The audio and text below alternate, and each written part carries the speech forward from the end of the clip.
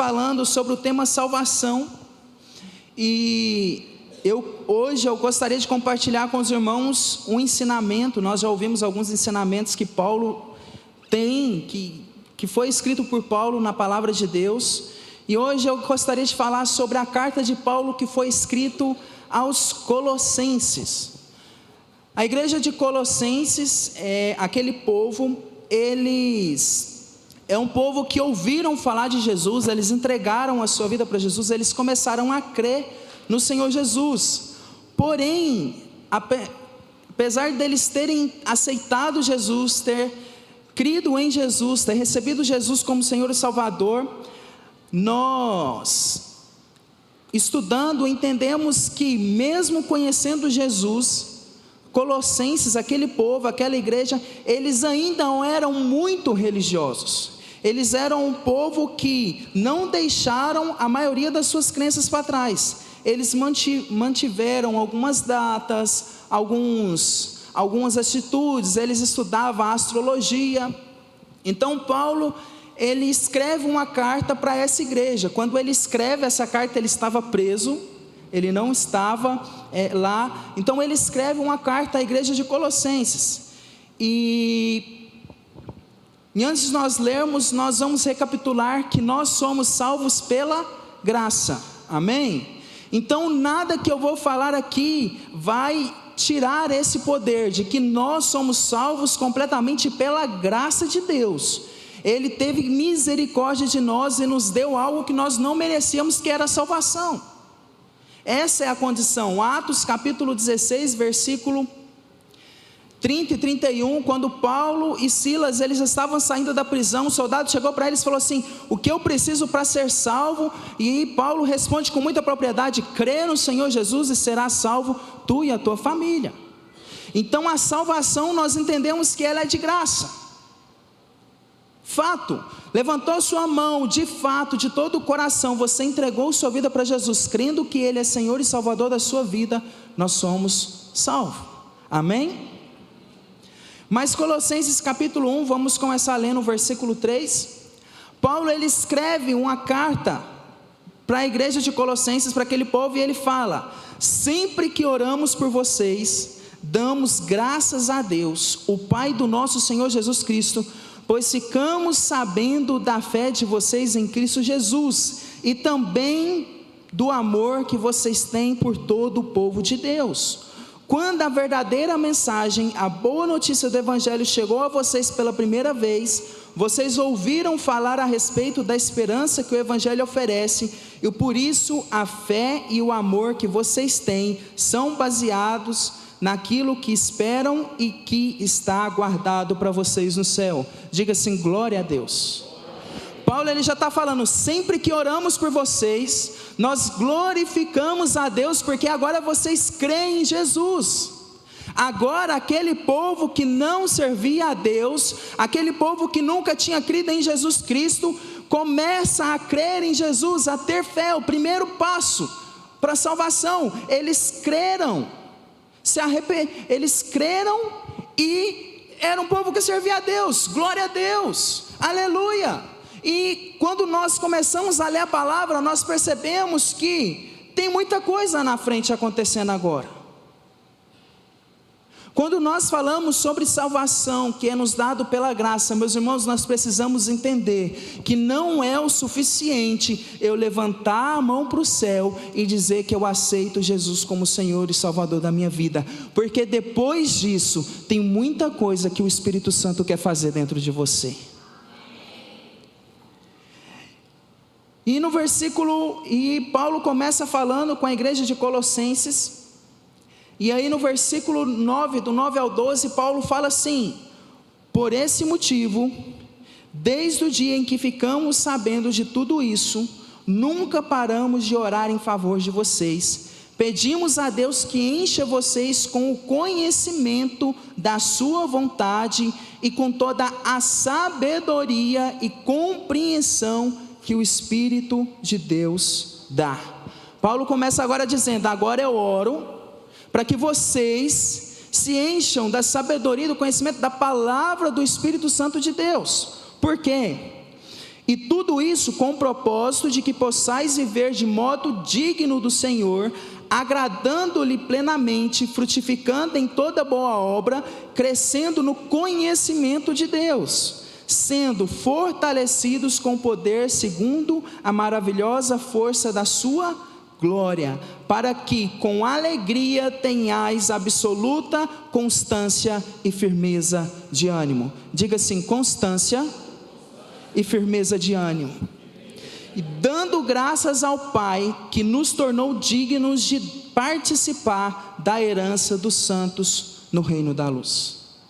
Meus irmãos, Paulo ele começa falando: eu fico feliz, glória a Deus, vocês entregaram a sua vida para Jesus, tem fé naquele que morreu por nossos pecados, mas agora eu oro para que lhes seja dado o conhecimento, a sabedoria da vontade do Espírito Santo de Deus, para que vocês possam viver em constância e firmeza de ânimo. Após nós crermos que Jesus é Senhor e Salvador da nossa vida, nós precisamos entender que existe um próximo passo. Se nós realmente entregamos a nossa vida para Jesus, agora nós precisamos receber o conhecimento da vontade de Deus, para que nós possamos viver em constância e firmeza de ânimo. Sabe o que o Paulo está falando para aquele pessoal? Ei, agora vocês precisam começar a conhecer e ter sabedoria da vontade do Espírito Santo de Deus na sua vida, para que vocês possam permanecer em constância na palavra de Deus. Paulo está praticamente dizendo assim: todo mundo acha que virar crente é mamão com açúcar, quanto na verdade ser crente está mais para rapadura, que é doce mas não é mole. Paulo está falando: ei, agora vocês precisam se encher do conhecimento, da sabedoria que o Espírito Santo de Deus tem, para que vocês possam conhecer a vontade dEle e permanecer em constância. Nós, após sermos homens e mulheres de Deus, entregar o nosso coração para Cristo Jesus, reconhecendo quem Ele é na nossa vida, nós agora precisamos ter intimidade para receber o entendimento da vontade de Deus sobre as nossas vidas. Sabe por que muitas pessoas, elas começam a vir à igreja e logo logo elas se afastam da presença de Deus? Porque muitas vezes nós nos atrelamos ao fato de que levantar a mão e reconhecer Jesus como Senhor e Salvador é o suficiente. Deveria. Mas depois disso nós precisamos entender que eu preciso ter relacionamento com Deus, receber da sabedoria dEle para saber a vontade dEle para a minha vida, para que eu ande em constância, para que o Espírito Santo possa ministrar sobre a minha vida aquilo que Jesus disse: no mundo tereis aflições, mas tende bom ânimo, eu venci o mundo. Precisamos, depois de recebermos Jesus como nosso Senhor e Salvador, começar a ter intimidade com Deus, para entender que mesmo quando está difícil, nós precisamos permanecer na presença dEle. Paulo está falando: agora vocês precisam entender a vontade de Deus, para que vocês não se desviem do caminho dEle. Porque muitas vezes nós nos afastamos da presença de Deus, por não andarmos em intimidade com Deus. Uma vez nós levantamos uma questão com os jovens na liderança, sobre a dificuldade de mantermos uma constância no Espírito Santo de Deus, uma constância em estar presente na palavra de Deus. E por muito tempo eu fiquei preocupado por que isso acontece. E com o tempo o Senhor foi me ensinando que a partir do momento que eu não me relaciono com Deus, que eu não entendo quem Ele é sobre a minha vida e o que Ele quer para a minha vida, eu não vou ter facilidade em continuar na presença dEle. Por isso eu convido você hoje que tem tido dificuldade em permanecer na presença de Deus, em permanecer no seu ministério, na sua célula, fazendo as coisas que Deus chamou para fazer, eu convido você assim, a orar assim como Paulo orava para aquele povo, para que eles pudessem ter entendimento e sabedoria da vontade de Deus.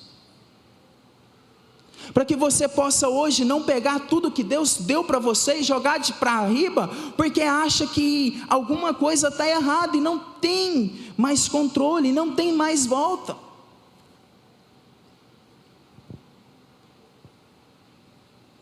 É chegado um tempo que nós, como homens e mulheres de Deus, não tem tempo mais para perder. Não dá para brincarmos mais de crente, que hoje eu estou bem com Deus e estou na casa dele, amanhã está tudo mal e eu estou preso dentro do meu quarto. Eu já fiz isso e não virou nada, só perdi tempo. Um dia eu me tranquei dentro do quarto e falei: Deus, eu não quero mais nada, não quero amar ninguém, ninguém me ama. Por que eu tenho que ser amor na vida das pessoas e ninguém me ama? Completamente fora do sentido de qual era a vontade de Deus para a minha vida. Até que um dia Deus ministrou no meu coração: você ama as pessoas porque eu te amo e o meu amor é suficiente na sua vida. Falta do conhecimento da palavra e da vontade de Deus nos nossos corações. Paulo está dizendo agora, glória a Deus, estão servindo a Cristo, mas agora comecem a buscar. Vocês precisam agora buscar o conhecimento da vontade de Deus. Vocês precisam ter sabedoria, porque assim você vai viver em constância. Quer ter constância no Espírito Santo de Deus? Tenha relacionamento para conhecer a vontade de Deus na sua vida. Paulo continua escrevendo a carta, e no versículo 23 ele fala: mas é preciso que vocês continuem fiéis, firmados sobre um alicerce seguro, sem se afastar da esperança que receberam quando ouviram a boa notícia do Evangelho. Receba sabedoria, conheça a vontade do Espírito Santo, mas permaneça firme. Os irmãos estão entendendo? Nós continuamos lendo a palavra e Paulo, ele escrevendo para a igreja, nós chegamos no capítulo 2, versículo 6 até o 17. Depois que Paulo ensinou que nós precisamos ter intimidade, nós precisamos conhecer. Você só conhece um Deus que você tem intimidade. Não tem como eu conhecer o Éder sem ter intimidade com ele. Vocês acham que eu descobri que ele chama a Ednélia de Rosa como? Foi depois daquele almoço na casa deles, que por sinal está faltando mais um, mas deixa que Deus vai falar. É conhecendo, é tendo intimidade que nós conhecemos. Amém? E aí capítulo 2, versículo 6. Paulo escreve: sendo assim, da mesma forma como recebestes Cristo Jesus, o Senhor, também andai nele, alicerçados e edificados nele, transbordando em gratidão. Tende muito cuidado para que ninguém vos escravize às vãs e enganosas filosofias que se baseiam nas tradições humanas e na falsa religiosidade desse mundo, e não em Cristo. Pois somente em Cristo habita corporalmente toda a plenitude de Deus. Assim como em Cristo estáis aperfeiçoados. Ele é o cabeça de todo o poder e autoridade. Nele também fostes circuncidados, não por intermédio de mãos humanas, mas com a circuncisão feita por Cristo, que é despojar da carne pecaminosa. Isso aconteceu quando foste sepultado com ele no batismo, e com ele foram ressuscitados mediante a fé no poder de Deus, que o ressuscitou dentre os mortos. E a vós outros que estáis mortos pelas vossas transgressões e pela incircuncisão da vossa carne, vos deu vida juntamente a ele, perdoando todos os nossos pecados. E cancelou a escrita de dívida, que consistia em ordenanças e que nos era contrária. Ele removeu completamente, pregando-a na cruz e despojando as autoridades e poderes malignos. fez deles um espetáculo público, triunfando sobre todos eles na cruz. Portanto, ninguém tem o direito de vos julgar pelo que comeis, ou pelo que bebeis, ou ainda com relação a alguma festa religiosa, celebração das luas novas ou dos dias de sábado. Estes rituais são apenas sombra de que haveria por vir. A realidade, todavia, encontra-se em Cristo. Paulo agora ele fala, agora que vocês entenderam que precisam ter intimidade com Deus, agora vocês precisam entender que a religião não faz mais parte da sua vida. Naquela época, as pessoas, a nação que era de Deus, eles eram circuncidados. Se você não era circuncidado, você não era um homem de Deus.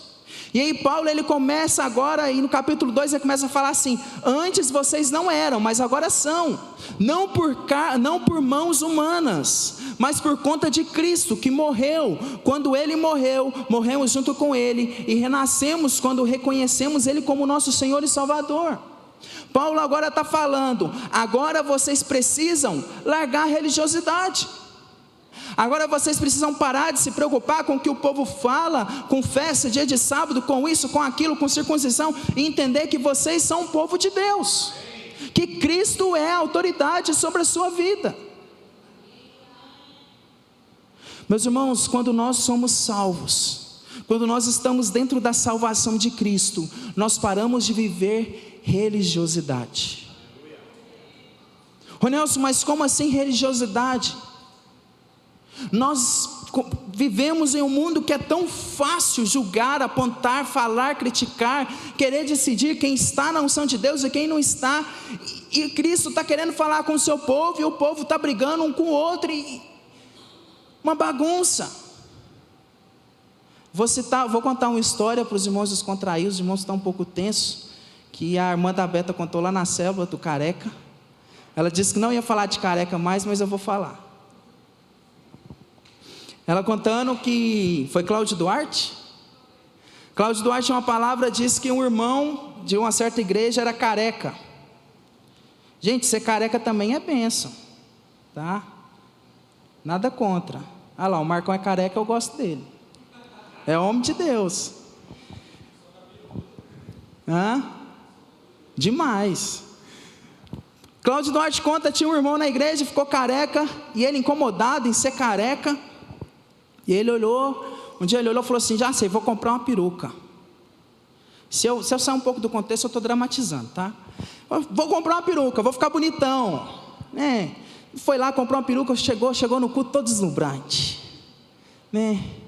Nova criatura, oh glória. Ele chegou na igreja de peruca, os irmãos que estavam em volta começaram a se sentir incomodados, disse que a liderança no fim do culto foi conversar com o pastor, e entrou uma discussão lá, e depois eles chegaram, reuniu comigo e falou assim, meu irmão, o negócio é o seguinte, que na igreja você não pode usar peruca. Como assim não pode usar peruca e tal, né? Falou, não, que você não pode. Se Deus quisesse você com cabelo, seu cabelo não tinha caído, irmão. O irmão, com muita sabedoria de Deus, ele olhava e falava assim, não, tudo bem, eu tiro a peruca. Mas agora os irmãos que usam dentadura, que tem implante, tem que tirar também, porque se Deus quisesse os irmãos com dente, estava tudo, não tinha caído. Religiosidade.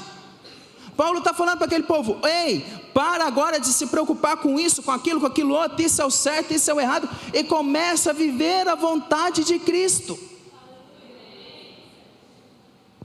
Meus irmãos, eu não estou falando aqui para você, para que você faça alguma coisa que esteja fora da palavra de Deus, falando que você não quer ser religioso mais. Misericórdia, vontade de Deus é vontade de Deus, religiosidade é religiosidade, não vamos misturar as coisas. Mas Paulo está falando, ei, para de se preocupar com não sei o que, com sábado, né? Jesus curava no sábado. Para agora de se preocupar com isso e começa a viver a vontade de Deus. Porque agora você conhece a vontade de Deus. Tem a sabedoria do Espírito Santo para fazer você discernir o que Ele quer para a sua vida. Ele está simplesmente dizendo assim, para de inventar um monte de ladainha e começa a viver a vontade de Deus. Já vi muitas pessoas que não oram pela própria família, porque acha que só o pastor, que só a intercessora, que só o irmão fulano de tal, que só quem gira no manto pode. Deus te chamou para ser boca dele aonde você quer, então vá, faça discípulo, ore, intercede, leva os milagres de Deus. Paulo está falando, ei, para de olhar as ladainhas à sua volta e comece a viver a vontade dele. Comece a orar, comece a jejuar. Já me deparei com pessoas que achavam, em nome de Jesus, não achou demais, que só pode falar com Deus na igreja, que só levanta a mão para adorar a Deus na igreja, na hora do louvor. Religiosidade. Precisamos, assim como Paulo falou para aquela igreja, agora Cristo é soberano sobre todas as coisas. Ele morreu e ressuscitou, e agora a sua natureza pecaminosa morreu com ele, e nasceu um novo homem, uma nova mulher. Agora nasceu alguém que está disposto a viver a vontade de Deus. Já ouvi muitas pessoas dizendo que tem pouco tempo para orar e por isso quase não ora. Gente, tem hora certa para orar? O tempo todo na presença de Deus é o suficiente. Eu oro dirigindo. Quem tem intimidade comigo sabe que eu sou uma pessoa tão pacífica. Eu dirijo orando. Se eu não orar, ainda peco. Deus me dá sabedoria. Tem vezes que eu oro alto, minha mãe está do lado, ela, que é isso, menino? Fala assim, estou orando.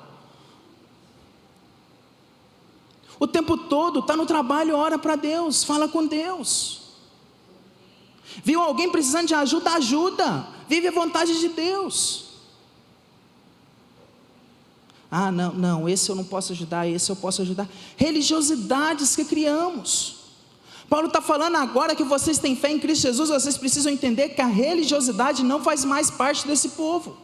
Usos e costumes, coisas que um dia já fizeram sentido da sua vida, hoje não faz, porque Cristo é o único sentido da nossa vida.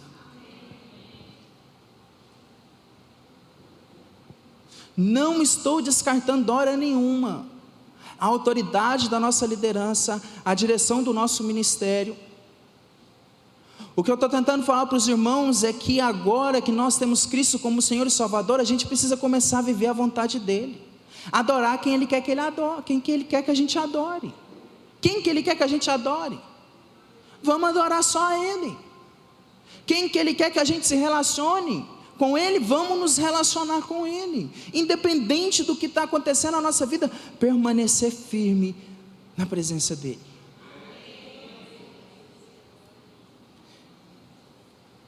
Minha avó é uma mulher incrível.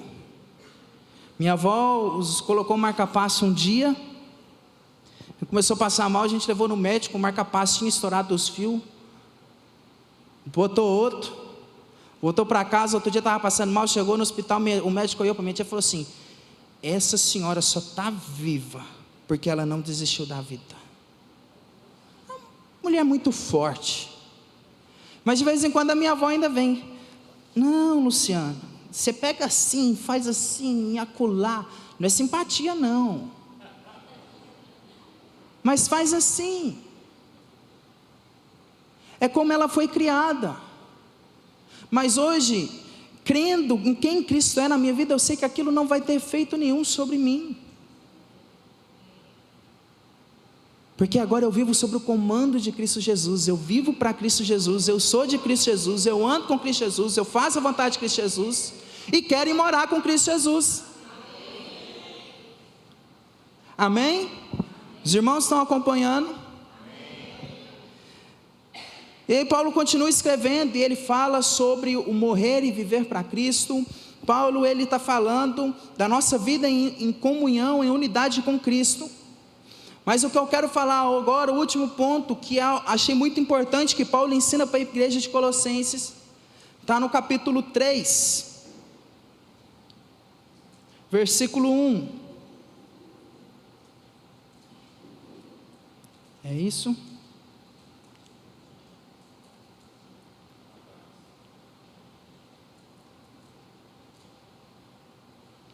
Eu acho que eu errei. É Colossenses capítulo 4, perdão.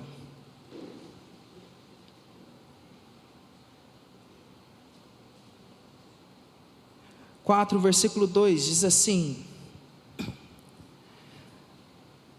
Perdão, Isaac, era no 3 mesmo. Ô glória, aleluia.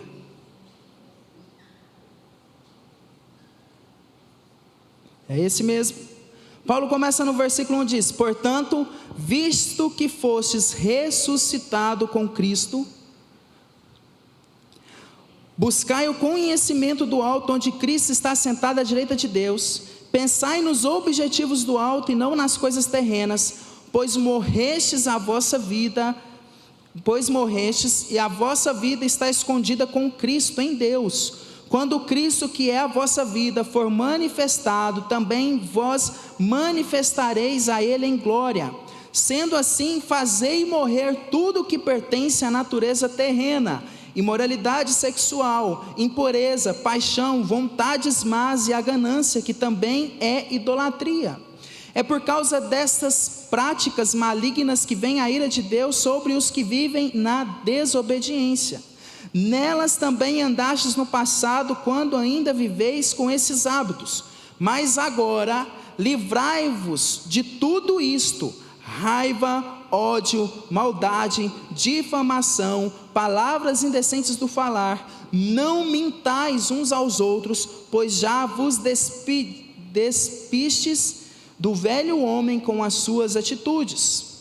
E agora revestistes do novo homem, que se renova para o pleno conhecimento, segundo a imagem daquele que o criou. Nessa nova ordem de vida, não há diferença entre grego e judeu, circunciso e incircunciso, bárbaro e cita, escravo ou pessoa livre, mas sim, Cristo é tudo e habita em todos vós. Assim como o povo escolhido de Deus, santo e amado, revesti-vos de um coração pleno de compaixão, bondade, humildade, mansidão e paciência.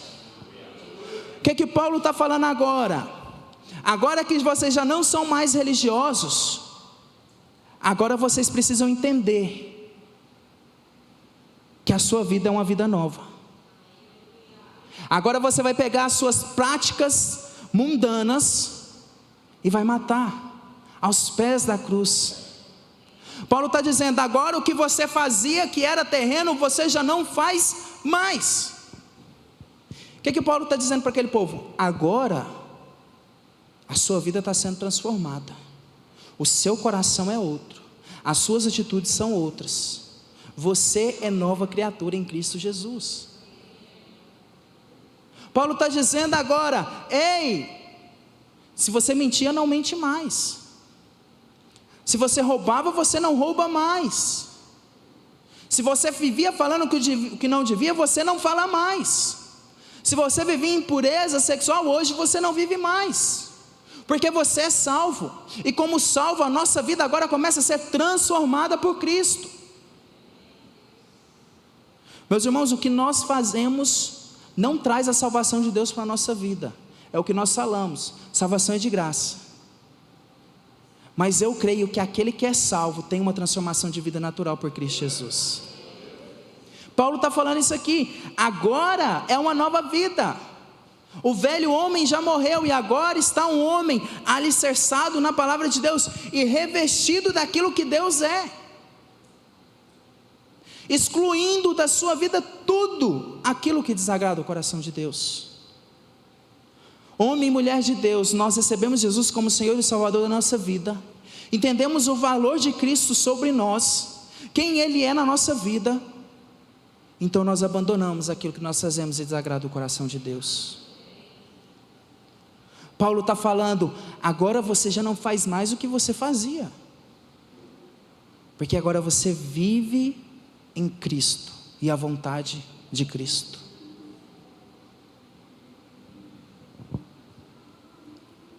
Tem uma igreja que tem uma festa. Como é que chama a festa? Cadê a galera jovem? Cadê o Vinícius? Qual que é o nome da festa? Vem novinha. Mexendo no Instagram, uma igreja lá lançou uma festa, um culto de jovens. Vem novinha.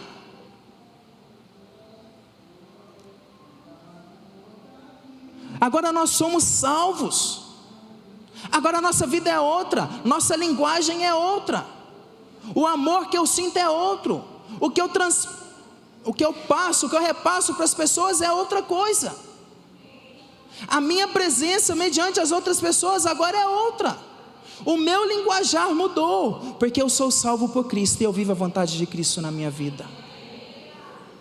Como eu e o Isaac estava conversando esses dias, a vontade de Deus é irresistível. Se eu sou salvo por Cristo, eu começo a querer viver junto com Cristo. E quem vive junto com Cristo tem a vida transformada. Não tem como eu ser a mesma pessoa que eu era ontem, se hoje eu estou em intimidade com Cristo. Literalmente eu não sou. Já falei para os irmãos. Eu sem Jesus, já começa sendo um pé no saco.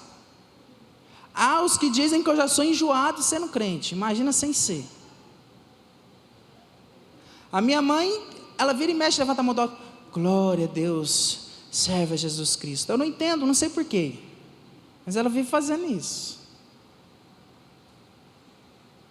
Então o que eu fazia, o que eu era, o que eu queria, já não é mais, porque agora eu estou em Cristo. Paulo está dizendo, capítulo 3, versículo 5: portanto, matem os desejos desse mundo que agem em vocês, isto é, imoralidade sexual, indecências, paixões más, os maus desejos e a cobiça, porque a cobiça é um tipo de idolatria. Paulo está falando, ei, agora pega e larga tudo isso. Essa semana eu recebi uma mensagem de uma pessoa me fazendo uma pergunta, falou assim, você sabe me responder isso? E eu respondi, tentei responder com a maior clareza possível, e na conclusão eu virei para ela e falei assim, sabe por que é tão difícil nós entendermos isso? Ou nós vencermos certas situações na nossa vida? Porque muitas vezes nós não entendemos que somos salvos por Cristo, quem nós somos em Cristo, o que nós devemos ser em Cristo, e por isso nós não vencemos o pecado na nossa vida. Porque se nós não conhecemos quem Cristo é na nossa vida, se nós não reconhecemos o que Ele quer fazer, a gente não vai largar nenhuma prática do pecado na nossa vida. Paulo, ele fez um embrulhado aqui legal. Falou assim, tem intimidade com Cristo, deixa de ser religioso e transforma a sua vida. Às vezes você fala assim, mas eu já estou na igreja há tanto tempo, esse negócio de transformar a vida, de aceitar Jesus, já passou. Às vezes nós estamos aqui e pensamos assim, mas falar de salvação para um tanto de crente velho? Meus irmãos, é porque nós precisamos aprender todos os dias a respeito disso. Porque ser salvo é também ter a vida transformada por Cristo. E Paulo está falando agora que vocês têm fé em Cristo, entenda, o velho homem morreu, e agora nasceu um novo homem, uma nova mulher. Aquele marido rabugento morreu, e agora está um marido que ama a esposa como Cristo ama a igreja. Aquela esposa barulhenta morreu, e agora vive a esposa que edifica o lar. Aquele filho mal criado morreu, e agora vive o filho que honra o pai e a mãe, e que vai ter os dias prolongados por Cristo. Ser salvo por Cristo quer dizer que a nossa vida está sendo transformada, que amanhã eu vou ser alguém diferente do que eu fui hoje, porque eu não estou aqui em cima porque eu não pequei hoje, porque eu pequei. Estava até aqui em cima mais cedo, fui orar, falei, Deus, Senhor, me perdoa, porque eu sou tão insignificante, mas amanhã eu não quero cometer o mesmo pecado que eu cometi hoje, e assim sucessivamente, porque é isso que Cristo quer para a minha vida, porque é isso que aquele que me comprou com sangue quer sobre a minha vida.